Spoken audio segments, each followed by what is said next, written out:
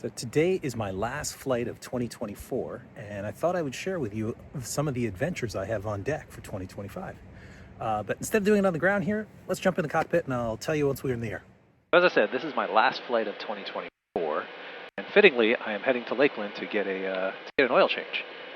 I've had more oil changes this year than ever before because I'm flying more than ever before. As I told you on the ground, 2024 has been an amazing year for me. I have flown over 300 hours this year and hit a couple of new countries, a couple of new endorsements, a couple of new types of aircraft, and so I'm really happy with how 2024 has turned out. Like many of you, I keep my logbook digitally in ForeFlight. And by doing that, it gives me access to this really cool recap feature on the website. And what this does is it gives you a summary of all of your flight stats for the year. So for me, you can see here I've got 171 flights, 28,000 miles, 301 hours, 242 landings, and a whopping 0 nighttime landings. Need to work on that next year. The other thing it does is it gives you the top airports that you've landed at and the top types of aircraft that you landed at.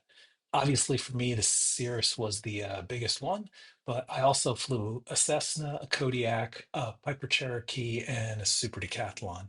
Those were kind of my top five for the year. And from the map perspective, they also give you a really cool visualization of your flights. So this is all of my flights in the US, and you can see it's all kind of starting in Florida and going out in every direction. And then in Europe, this is where I did the G7 flight for with Cirrus. And then down here is the New Zealand flights. That was all the mountain flying that I did back in January. I find this recap to be a really cool feature in ForeFlight. And so if you haven't tried it yet, give it a shot. But I have even more ambitious plans for 2025. And for 2025, the first big ambitious plan I have is to get my CFI. This is something that is long overdue. I have wanted to do this for many years and just never had the time. But now I have the time, and so I've decided to finally follow through with it.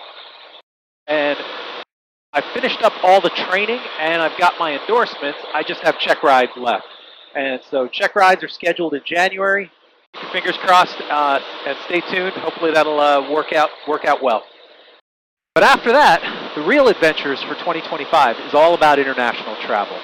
And so this year, we have a couple of trips already lined up. The first is in February, where we'll be flying with a group of other COPA members and down to Costa Rica. And that should be a fun trip. And then that's going to be kind of a warm-up for a really big trip that I'll be taking with a buddy of mine, Eduardo, to Europe. So we're going to fly an actual Atlantic crossing. Very excited about that. A lot of training, a lot of planning involved in that, and so I'll try to keep you posted as we get closer to that date. And then, of course, we'll be doing Sun and Fun in Oshkosh as usual. And other than that, we are open for some suggestions. So if you have some ideas of some cool places we can go, please leave it in the comments below. I hope everyone has a wonderful holiday and hope to see you in the new year.